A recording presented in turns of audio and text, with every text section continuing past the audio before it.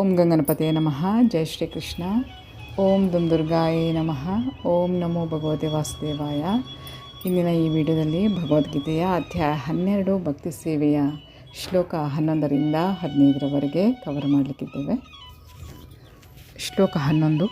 ಅಥ ಏತದಪಿ ಅಶಕ್ತಃ ಅಸಿ ಕರ್ತುಂ ಮತ್ ಯೋಗಂ ಆಶ್ರಿತಃ ಸರ್ವಕರ್ಮ ಫಲತ್ಯಾಗಂ ತತಃ ಕುರು ಯತ ಆತ್ಮವಾನ್.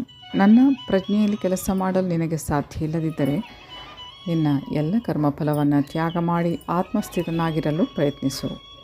ಸಾಮಾಜಿಕ, ಕೌಟುಂಬಿಕ ಅಥವಾ ಧಾರ್ಮಿಕ ಕಾರಣಗಳಿಂದಾಗಿ ಅಥವಾ ಬೇರೆ ಅಡ್ಡಿಗಳಿಂದಾಗಿ ಮನುಷ್ಯನಿಗೆ ಕೃಷ್ಣ ಪ್ರಜ್ಞೆಯ ಚಟುವಟಿಕೆಗಳಲ್ಲಿ ಸಹಾನುಭೂತಿಯನ್ನು ತೋರುವುದಕ್ಕೂ ಸಾಧ್ಯವಾಗದೆ ಹೋಗಬಹುದು. ಕೃಷ್ಣ ಪ್ರಜ್ಞೆಯ ಕೆಲಸ ಕಾರ್ಯಗಳಲ್ಲಿ ನೇರವಾಗಿ ಆಸಕ್ತಿಯನ್ನು ತೋರಿದರೆ ಕುಟುಂಬದವರು ಆಕ್ಷೇಪಿಸಬಹುದು ಅಥವಾ ಬೇರೆ ಎಷ್ಟೋ ತೊಂದರೆಗಳಿರಬಹುದು. ಇಂತಹ ಸಮಸ್ಯೆ ಇರುವವನಿಗೆ ತನ್ನ ಚಟುವಟಿಕೆಗಳಿಂದ ಸಂಗ್ರಹವಾದ ಫಲವನ್ನು ಒಂದು ಒಳ್ಳೆಯ ಕಾರ್ಯಕ್ಕಾಗಿ ತ್ಯಾಗ ಮಾಡಬೇಕೆಂದು ಬುದ್ಧಿವಾದ ಹೇಳಿದೆ. ಇಂತಹ ವಿಧಿಯನ್ನು ವೇದಗಳ ನಿಯಮಗಳಲ್ಲಿ ವರ್ಣಿಸಿದೆ.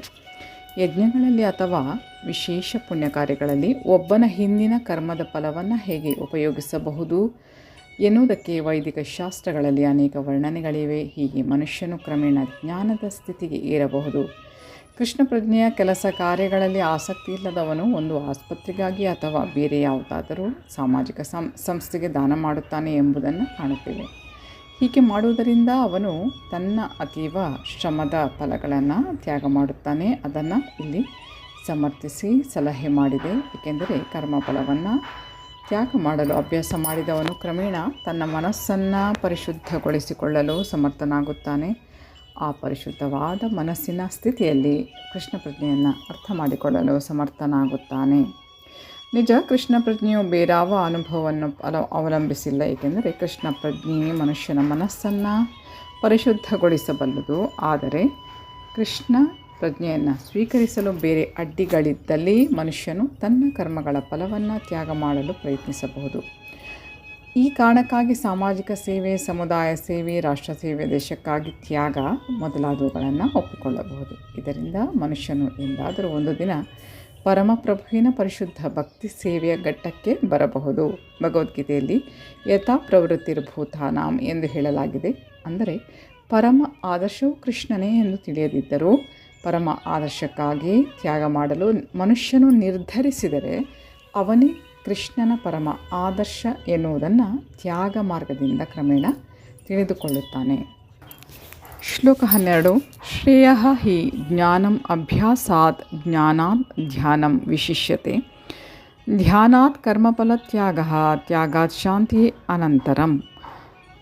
ಈ ಅಭ್ಯಾಸವು ನಿನಗೆ ಸಾಧ್ಯವಾಗದೆ ಹೋದರೆ ಜ್ಞಾನ ಸಾಧನೆಯಲ್ಲಿ ತೊಡಗು. ಆದರೆ ಜ್ಞಾನಕ್ಕಿಂತ ಧ್ಯಾನ ಉತ್ತಮ, ಧ್ಯಾನಕ್ಕಿಂತ ಕರ್ಮಫಲ ತ್ಯಾಗವು ಉತ್ತಮ.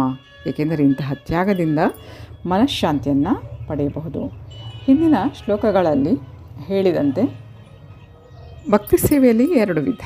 ನಿಯಂತ್ರಕ ತತ್ವಗಳ ರೀತಿ ಒಂದು, ಭಗವತ್ ಪ್ರೇಮದಲ್ಲಿ ಪೂರ್ಣ ಆಸಕ್ತಿಯ ಮಾರ್ಗ ಇನ್ನೊಂದು. ಕೃಷ್ಣ ಪ್ರಜ್ಞೆಯ ತತ್ವಗಳನ್ನು ಅನುಸರಿಸಲು ಸಾಧ್ಯವಾಗದೇ ಹೋದವರು ಜ್ಞಾನವನ್ನು ಬೆಳೆಸಿಕೊಳ್ಳುವುದು ಉತ್ತಮ. ಏಕೆಂದರೆ ಜ್ಞಾನದಿಂದ ಮನುಷ್ಯನು ತನ್ನ ನಿಜವಾದ ಸ್ಥಿತಿಯನ್ನು ಅರ್ಥ ಮಾಡಿಕೊಳ್ಳಬಲ್ಲ. ಕ್ರಮೇಣ ದೇವೋತ್ತಮ ಪರಮಪುರುಷನನ್ನು ಅರ್ಥ ಮಾಡಿಕೊಳ್ಳಲು ಸಾಧ್ಯ ಆಗುತ್ತೆ. ಮನುಷ್ಯನು ತಾನೇ ಪರಮನು ಎಂಬ ಅರಿವನ್ನು ತಂದುಕೊಡುವ ಅಂತಹ ಪ್ರಕ್ರಿಯೆಗಳಿವೆ. ಭಕ್ತಿ ಸೇವೆಯಲ್ಲಿ ನಿರತನಾಗಲು ಸಾಧ್ಯವಾಗದೆ ಹೋದವನಿಗೆ ಇಂತಹ ಧ್ಯಾನವೇ ಉತ್ತಮ. ಈ ರೀತಿ ಧ್ಯಾನ ಮಾಡಲಾರದವನಿಗೆ ವೇದ ಸಾಹಿತ್ಯದಲ್ಲಿ ಬ್ರಾಹ್ಮಣರು, ಕ್ಷತ್ರಿಯರು, ವೈಶ್ಯರು ಮತ್ತು ಶೂದ್ರರಿಗೆ ನಿಗದಿಯಾದ ಕರ್ತವ್ಯಗಳನ್ನು ವಿಧಿಸಲಾಗಿದೆ. ಇವನ್ನು ಭಗವದ್ಗೀತೆಯ ಕಡೆಯ ಅಧ್ಯಾಯದಲ್ಲಿ ನಾವು ಕಾಣುತ್ತೇವೆ. ಏನೇ ಆಗಲಿ ಮನುಷ್ಯನು ಕರ್ಮಫಲವನ್ನು ತ್ಯಾಗ ಮಾಡಬೇಕು. ಹೀಗೆಂದರೆ ಕರ್ಮಫಲವನ್ನು ಒಂದು ಒಳ್ಳೆಯ ಕಾರ್ಯಕ್ಕಾಗಿ ಬಳಸುವುದು ಎಂದರ್ಥ. ಸಾರಾಂಶವೆಂದರೆ ಅತ್ಯುನ್ನತ ಗುರಿಯಾದ ದೇವೋತ್ತಮ ಪರಮಪುರುಷನನ್ನು ಸೇರಲು 2 ಪ್ರಕ್ರಿಯೆಗಳಿವೆ. ಒಂದು ಪ್ರಕ್ರಿಯೆ ಕ್ರಮವಾದ ಬೆಳವಣಿಗೆ, ಮತ್ತೊಂದು ನೇರವಾದದ್ದು. ಕೃಷ್ಣ ಪ್ರಜ್ಞೆಯಲ್ಲಿ ಭಕ್ತಿ ಸೇವೆಯನ್ನು ಮಾಡುವುದು ನೇರ ಮಾರ್ಗ. ಇನ್ನೊಂದು ತನ್ನ ಕರ್ಮಗಳ ಫಲವನ್ನು ತಿಳಿಸುವುದು. ಆಗ ಮನುಷ್ಯನು ಜ್ಞಾನದ ಹಂತಕ್ಕೆ, ಆನಂತರ ಧ್ಯಾನದ ಹಂತಕ್ಕೆ, ಆನಂತರ ಪರಮಾತ್ಮನ ಅರಿವಿನ ಹಂತಕ್ಕೆ, ಆನಂತರ ದೇವೋತ್ತಮ ಪರಮಪುರುಷನ ಹಂತಕ್ಕೆ ಬರಬಹುದು. ಮೆಟ್ಟಿಲು ಮೆಟ್ಟಿಲಾಗಿ ಏರುವ ಪ್ರಕ್ರಿಯೆಯನ್ನಾಗಲಿ ನೇರವಾದ ಮಾರ್ಗವನ್ನಾಗಲಿ ಮನುಷ್ಯನು ಆರಿಸಿಕೊಳ್ಳಬಹುದು. ಪ್ರತಿಯೊಬ್ಬರಿಗೂ ನೇರವಾದ ಪ್ರಕ್ರಿಯೆ ಸಾಧ್ಯ ಇಲ್ಲ. ಆದ್ದರಿಂದ ಪರೋಕ್ಷ ಪ್ರಕ್ರಿಯೆಯು ಒಳ್ಳೆಯದೇ, ಆದರೆ ಇದನ್ನು ಅರ್ಥ ಮಾಡಿಕೊಳ್ಳಬೇಕು. ಅರ್ಜುನನು ಆಗಲೇ ಪರಮಪ್ರಭುವಿನ ಭಕ್ತಿ ಸೇವೆಯ ಹಂತದಲ್ಲಿದ್ದಾನೆ. ಆದ್ದರಿಂದ ಪರೋಕ್ಷ ಪ್ರಕ್ರಿಯೆಯನ್ನು ಅವನಿಗೆ ಸಲಹೆ ಮಾಡುತ್ತಿಲ್ಲ.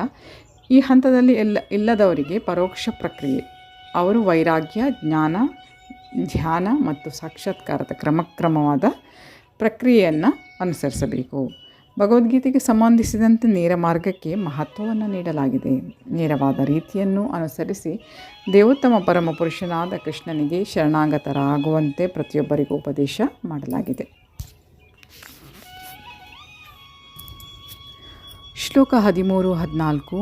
ಅದ್ವೇಷ್ಟ ಸರ್ವಭೂತಾನಾಂ ಮೈತ್ರಃ ಕರುಣಃ ಏವ ಚ ನಿರ್ಮಮಃ ನಿರಹಂಕಾರಃ ಸಮದುಃಖಃ ಸುಖಃ ಕ್ಷಮಿ ಸಂತುಷ್ಟಃ ಸತತಂ ಯೋಗಿ ಯತ ಆತ್ಮ ದೃಢನಿಶ್ಚಯಃ ಮಯಿ ಅರ್ಪಿತಮನಃ ಬುದ್ಧಿಃ ಯಃ ಮದ್ಭಕ್ತಃ ಸಹ ಮೇ ಪ್ರಿಯಃ.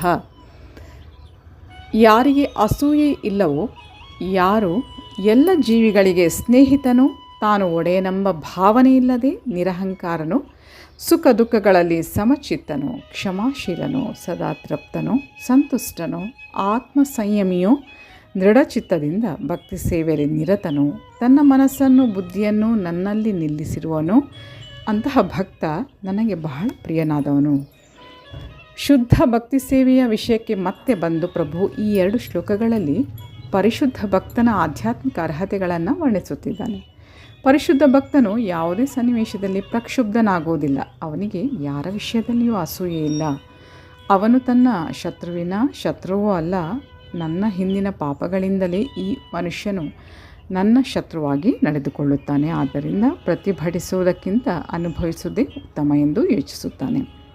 ಶ್ರೀಮದ್ ಭಾಗವತದಲ್ಲಿ ಹೀಗೆ ಹೇಳಲಾಗಿದೆ, ತತ್ತೇ ಅನುಕಂಪಾಂ ಸುಸಮೀಕ್ಷಮಾಣೋ ಭುಂಜಾನ ಏವಾತ್ಮಕೃತಂ ವಿಪಾಕಂ. ಭಕ್ತನು ಸಂಕಟದಲ್ಲಿ ಅಥವಾ ಕಷ್ಟದಲ್ಲಿ ಇರುವಾಗಲೆಲ್ಲ ಅದು ತನ್ನ ಮೇಲೆ ಭಗವಂತನ ಕರುಣೆ ಎಂದು ಭಾವಿಸುತ್ತಾನೆ. ನಾನು ಹಿಂದೆ ಮಾಡಿದ ಪಾಪಕರ್ಮಗಳ ದೆಸೆಯಿಂದ ಈಗ ಅನುಭವಿಸುತ್ತಿರುವುದರಿಂದ ಇನ್ನು ಬಹುವಾಗಿ ನಾನು ಸಂಕಟ ಪಡಬೇಕು. ನನಗೆ ಆಗಬೇಕಾದ ಶಿಕ್ಷೆ ಎಲ್ಲ ಆಗದಿರುವುದಕ್ಕೆ ಪರಮಪ್ರಭುವಿನ ಕರುಣೆಯೇ ಕಾರಣ. ದೇವೋತ್ತಮ ಪರಮಪುರುಷನ ದಯೆಯಿಂದ ನನಗೆ ಸ್ವಲ್ಪ ಮಾತ್ರ ಶಿಕ್ಷೆಯಾಗಿದೆ ಎಂದು ಯೋಚಿಸುತ್ತಾನೆ. ಆದ್ದರಿಂದ ಎಷ್ಟೇ ಸಂಕಟಮಯ ಸನ್ನಿವೇಶದಲ್ಲಿಯೂ ಅವನು ಶಾಂತನಾಗಿ ನಿಶ್ಚಿಂತನಾಗಿ ತಾಳ್ಮೆಯಿಂದ ಇರುತ್ತಾನೆ. ಭಕ್ತನು ಎಲ್ಲರ ವಿಷಯದಲ್ಲಿಯೂ ಶತ್ರುವಿನ ವಿಷಯದಲ್ಲಿ ಸಹ ದಯೆಯಿಂದ ನಡೆದುಕೊಳ್ಳುತ್ತಾನೆ. ನಿರ್ಮಮ ಎಂದರೆ ಭಕ್ತನು ದೇಹಕ್ಕೆ ಸಂಬಂಧಿಸಿದ ನೋವು ಮತ್ತು ಕಷ್ಟಗಳಿಗೆ ಹೆಚ್ಚು ಗಮನ ಕೊಡುವುದಿಲ್ಲ. ಅದಕ್ಕೆ ತಾನು ದೇಹ ಅಲ್ಲ ಎಂದು ಅವನಿಗೆ ಸಂಪೂರ್ಣವಾಗಿ ತಿಳಿದಿದೆ ಎಂದರ್ಥ. ದೇಹದೊಡನೆ ಅವನು ತನ್ನನ್ನು ಗುರುತಿಸಿಕೊಳ್ಳುವುದಿಲ್ಲ. ಆದ್ದರಿಂದ ಅವನು ಅಹಂಕಾರದ ಕಲ್ಪನೆಯಿಂದ ಮುಕ್ತನಾಗಿರುತ್ತಾನೆ ಮತ್ತು ಸುಖ ದುಃಖಗಳಲ್ಲಿ ಸಮಚಿತ್ತನಾಗಿರುತ್ತಾನೆ.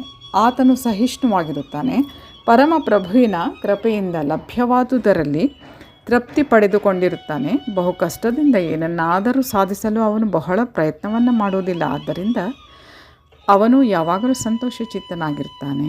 ಅವನು ಪರಿಪೂರ್ಣ ಯೋಗಿ ಎಂದರೆ ಅವನು ತನ್ನ ಗುರುವು ನೀಡಿದಂತಹ ಆದೇಶಕ್ಕೆ ನಿಶ್ಚಲವಾಗಿ ನಿಷ್ಠನಾಗಿರುತ್ತಾನೆ ಮತ್ತು ಅವನಿಗೆ ಇಂದ್ರಿಯ ಸಂಯಮ ಇರುವುದರಿಂದ ಅವನು ದೃಢಚಿತ್ತದವನು. ಹುಸಿವಾದಗಳು ಅವನ ಮೇಲೆ ಯಾವುದೇ ಪ್ರಭಾವ ಬೀರಲಾರವು, ಏಕೆಂದರೆ ಭಕ್ತಿ ಸೇವೆಯ ನಿಶ್ಚಲ ದೃಢತೆಯಿಂದ ಯಾರೂ ಅವನನ್ನು ಕದಲಿಸಲಾರರು. ಕೃಷ್ಣನೇ ಶಾಶ್ವತ ಪ್ರಭು ಎಂದು ಅವನಿಗೆ ಸಂಪೂರ್ಣ ಅರಿವಿದೆ.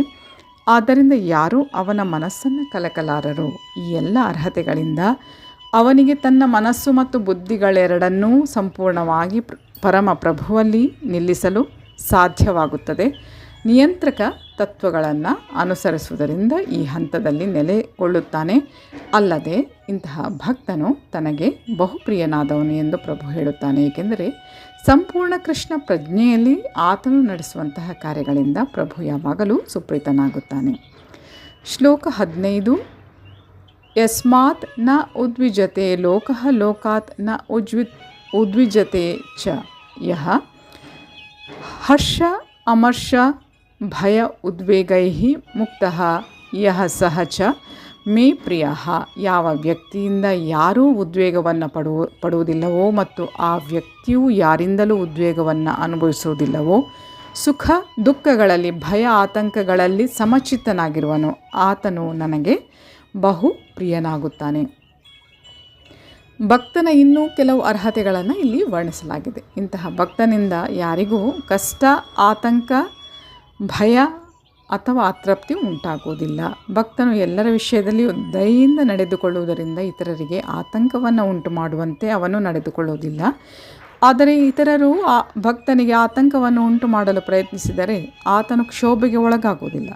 ಹೊರಗಿನ ಯಾವುದೇ ಕ್ಷೋಭೆಯಿಂದ ಅವನು ಪ್ರಕ್ಷುಬ್ಧನಾಗದಿರುವಂತೆ ಸಾಧನೆ ಮಾಡಿರುವುದಕ್ಕೆ ಪ್ರಭುವಿನ ಕೃಪೆಯೇ ಕಾರಣ. ವಾಸ್ತವವಾಗಿ ಭಕ್ತನು ಸದಾ ಕೃಷ್ಣ ಪ್ರಜ್ಞೆಯಲ್ಲಿ ತನ್ಮಯನಾಗಿದ್ದು ಭಕ್ತಿ ಸೇವೆಯಲ್ಲಿ ನಿರತನಾಗಿರುವುದರಿಂದ ಇಂತಹ ಐಹಿಕ ಸನ್ನಿವೇಶಗಳಿಂದ ಅವನ ಮನಸ್ಸು ವಿಚಲಿತವಾಗುವುದಿಲ್ಲ. ಸಾಮಾನ್ಯವಾಗಿ ಪ್ರಾಪಂಚಿಕ ಸ್ವಭಾವದ ಮನುಷ್ಯನ ಇಂದ್ರಿಯ ತೃಪ್ತಿಗೆ ಮತ್ತು ದೇಹಕ್ಕೆ ಏನಾದರೂ ದೊರೆತಾಗ ಅವನಿಗೆ ಸಂತೋಷ ಆಗುತ್ತೆ. ಇತರರಿಗೆ ಇಂದ್ರಿಯ ತೃಪ್ತಿಗೆ ಏನೋ ದೊರೆತಿದೆ, ತನಗೆ ದೊರೆತಿಲ್ಲ ಎನ್ನುವುದನ್ನು ಕಂಡಾಗ ಅವನಿಗೆ ದುಃಖವಾಗುತ್ತದೆ, ಅಸೂಯೆ ಆಗುತ್ತದೆ. ಮನುಷ್ಯನು ಶತ್ರುವಿನಿಂದ ಪ್ರತೀಕಾರವನ್ನು ನಿರೀಕ್ಷಿಸುತ್ತಿರುವಾಗ ಭಯದ ಮನಸ್ಥಿತಿಯಲ್ಲಿ ಇರುತ್ತಾನೆ. ಏನನ್ನಾದರೂ ಯಶಸ್ವಿಯಾಗಿ ಕಾರ್ಯಗತ ಮಾಡಲು ಸಾಧ್ಯವಾಗದೇ ಇದ್ದಾಗ ಬೇಸರ ಪಡುತ್ತಾನೆ. ಈ ಎಲ್ಲ ಕ್ಷೋಭೆಯನ್ನು ಮೀರಿದ ಭಕ್ತನು ಯಾವಾಗಲೂ ಕೃಷ್ಣನಿಗೆ ಬಹು ಪ್ರಿಯನಾದವನು. ಮೈ ಡಿಯರ್ ಫ್ರೆಂಡ್ಸ್, ಮುಂದಿನ ಶ್ಲೋಕಗಳನ್ನು ಮುಂದಿನ ವಿಡಿಯೋದ ಮೂಲಕ ತಮ್ಮ ಮುಂದಿಡ್ತೇನೆ. ಅಲ್ಲಿಯವರೆಗೆ ಧನ್ಯವಾದಗಳು. Please take care. Have a good day. ಜೈ ಶಿವಶಕ್ತಿ, ಜೈ ಮಾ ಕಾಳಿ, ಜೈ ಶ್ರೀಕೃಷ್ಣ. ಶ್ರೀಕೃಷ್ಣಾರ್ಪಣಮಸ್ತು. Thank you.